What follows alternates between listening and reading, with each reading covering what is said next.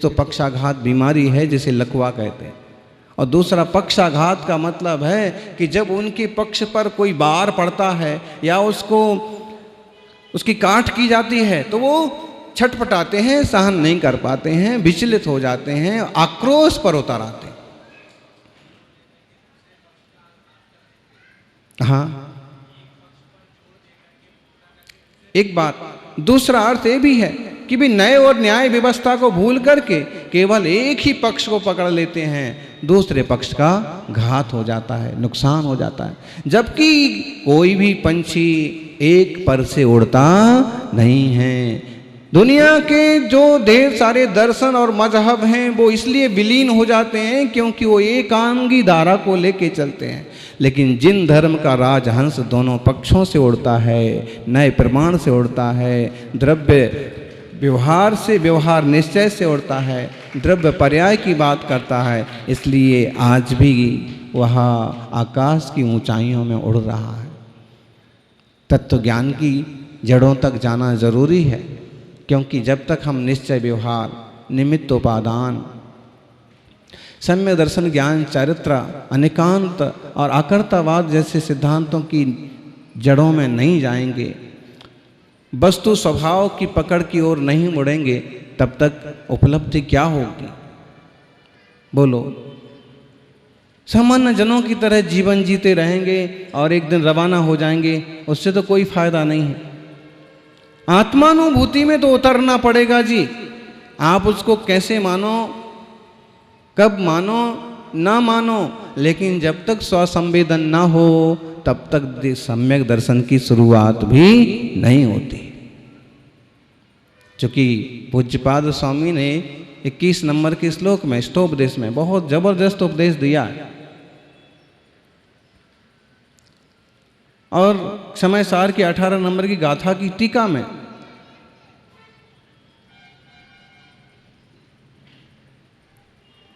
हमारा ये सारा का सारा व्याख्यान है, आत्मिक तत्व चर्चा है। ये कहीं ना कहीं जिन शासन की प्रभावना के साथ साथ निज आत्मा की ओर मुड़ने का पुरुषार्थ है। हम कोई पोपट पंची करने वाले लोग थोड़ी हैं कि तोते को जो सिखा दिया सो बोल दिया और चले गए, उड़ गए।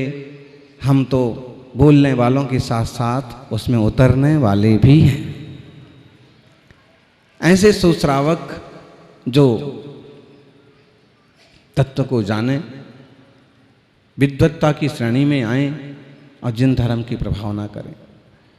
पक्षपाती, पक्षघाती हो जाते हैं, इसकी सावधानी बरतना बहुत जरूरी है। देश में और जिन शासन में कई सारी पद्धतियां विकसित हैं, चल रही हैं, चली आ रही हैं, हम द्रव क्षेत्र काल आदि के कारण से उन्हें स्वीकार कर पाएँ ना कर पाएँ, लेकिन अगर वो कहीं उपस्थित हैं तो उनका सम्मान जरूर करना चाहिए। जो उचित और योग्य बातें हैं उन्हें बहुमान जरूर देना चाहिए। दूसरी सोच वाला व्यक्ति आपका दुश्मन नहीं है, उसका दृष्टिकोण दूसरा है। अगर आप उसकी जगह बैठ करके देखेंगे तो आप भी शायद वैसे ही सोचेंगे। उदाहरण देते हैं ना, 6 और 9 का, मेरी हथेली पर कितने का अंक लिखा है।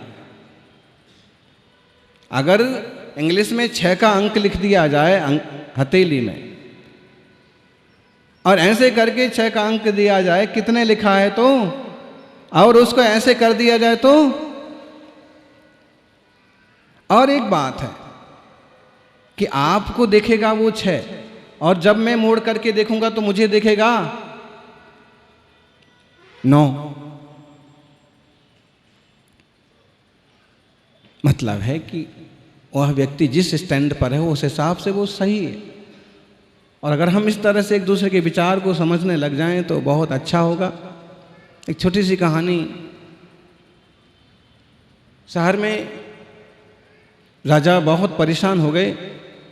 आए दिन कोई ना कोई शिकायत आती, कभी इस मंदिर की शिकायत होती, कभी उस मंदिर की शिकायत होती, कभी इस धर्म की शिकायत होती, कभी उस धर्म की शिकायत होती, कभी इस संप्रदाय के लोग अनशन और करते और कभी उस संप्रदाय के लोग और इस तरह से आए दिन राज्य में कुछ ना कुछ खींचतान मची रहते। एक दिन महाराज ने सारे विद्वानों को इकट्ठा किया। आज उन्होंने पक्का किया कि आज कुछ ना कुछ फैसला करेंगे। रोज की खींचतान से परेशान हो गए और सारे विद्वान इकट्ठे हो गए। सोफे लग गए, कुर्सी लग गई, बेंच लग गई और सभी विद्वान आके राज्य भर के जितने पंडित जी थे, चाहे वो प्रतिष्ठाचार्य हों, चाहे पौरोहित्य करने वाले हों, चाहे वह दार्शनिक विद्वान हों और चाहे वह भाषा के विद्वान हों, सभी इकट्ठे हो गए। राजा ने कहा कि आप लोग अपने अपने वक्तव्य पेश कर सकते हैं। आज विद्वत गोष्ठी है और जब विद्वत गोष्ठी हुई तो सब विद्वानों ने अपने अपने अभिमत रखना चालू कर दिए। राजा का दिमाग फिर घूम गया कि आज एक साथ बैठ करके तो एक जैसी बात करना चाहिए थी कम से कम। अभी भी वही लगे रहे हैं, कोई ईश्वर कर्तृत्व की बात कर रहा है तो कोई अकृतत्व की बात कर रहा है, कोई एकैश्वर्यवाद की बात कर रहा है तो कोई द्वैत की बात कर रहा है। राजा ने कहा आप सब चुप हो जाइए।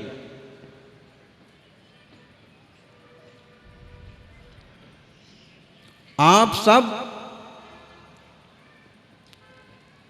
हमारे स्पेशल बंदी खाने में तब तक बंद रहेंगे। स्पेशल जेल तो क्या बोलेंगे, विद्वान के लिए जेल थोड़ी हो सकती।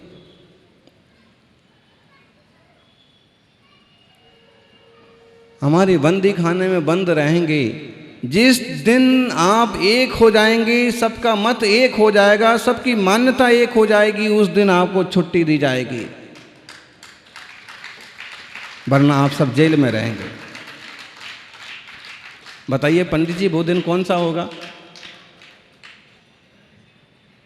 सारे विद्वान बंद हो गए और उनने कोशिश भी की भी बात करो अपन आपस में, और बात भी करने लगे तो जो कोलाहल बाहर हो रहा था वो का वो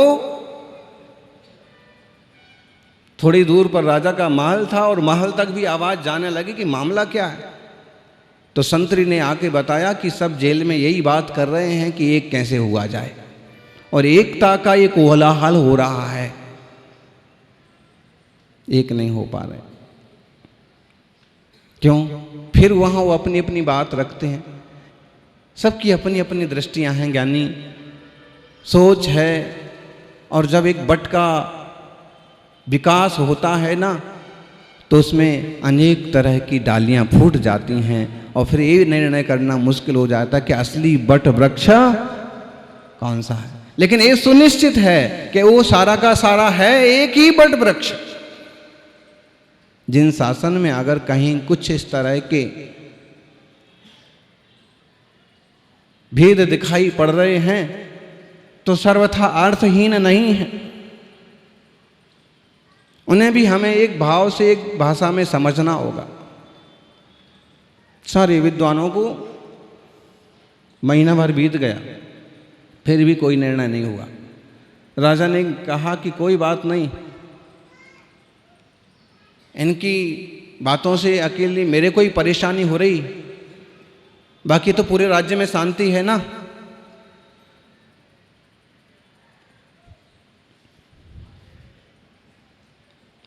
देखिए जब से ये सब यहाँ इकट्ठे हो गए हैं तब से आज तक कोई शिकायत नहीं आई जनता की ओर से कोई कि आज यहाँ हुआ वैसा हुआ, ये खींचतान हुई कि उठा पटक हुआ। राजा अपने आप में संतुष्ट, विद्वान अपने वहाँ बंद। जब ये बात मालूम पड़ी दूर के शादवादी विद्वान को तो उन्हें बड़ा तरस आया, बड़ा विचित्र लगा कि बात तो ठीक नहीं है ना।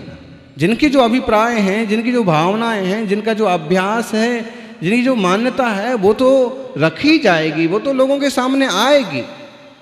और अगर इस तरह से बंदिशें लगा दी जाएंगी ये तो कोई बुद्धिमानी नहीं हुई।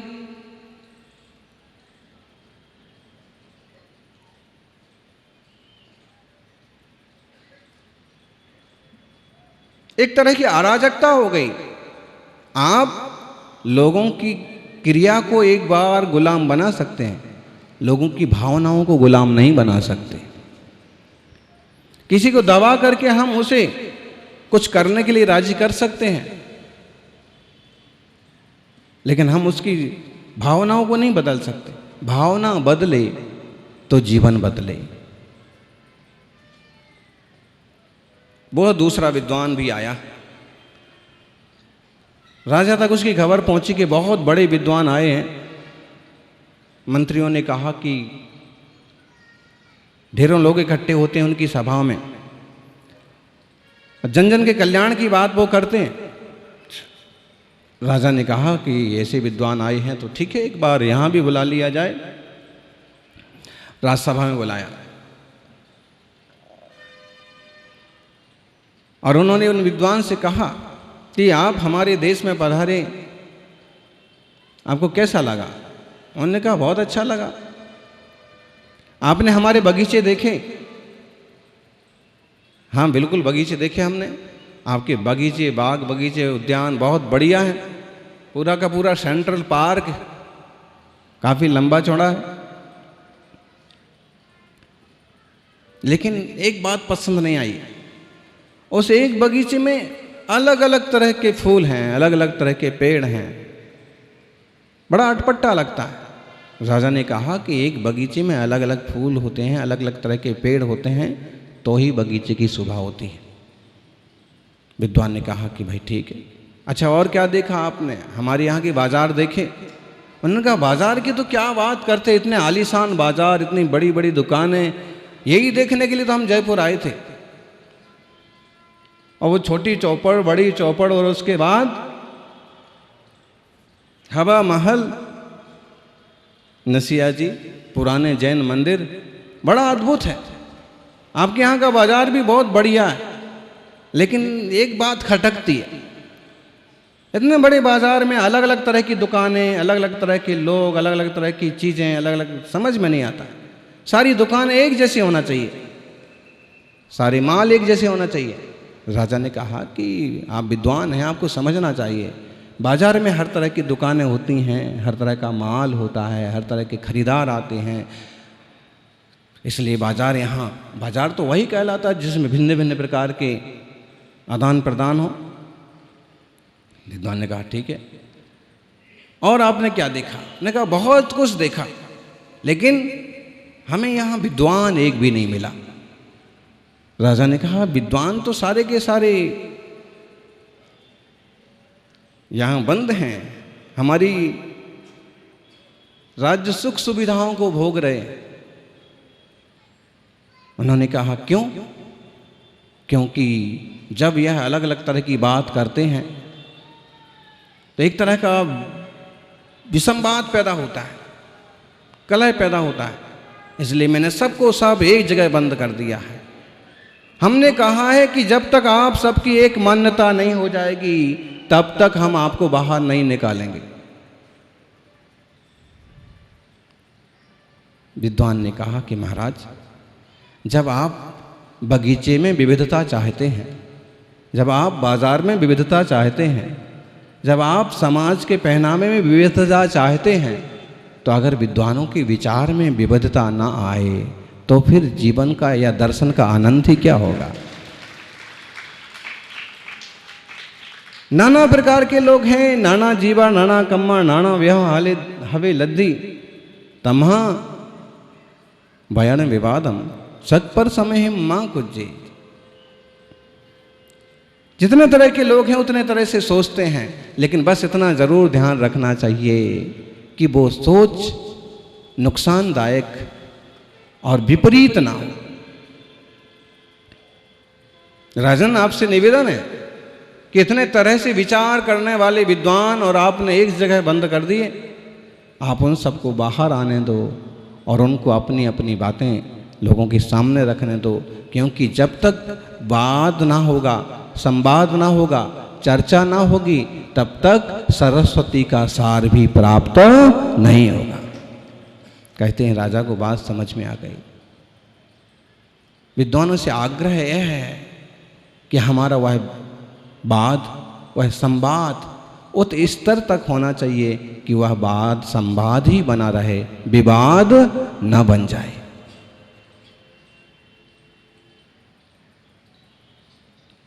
कई तरह के विषय आते हैं, कई तरह की मान्यताएं हैं देश में। परस्पर सहिष्णुता के बल पर एक दूसरे का सम्मान बना रहे।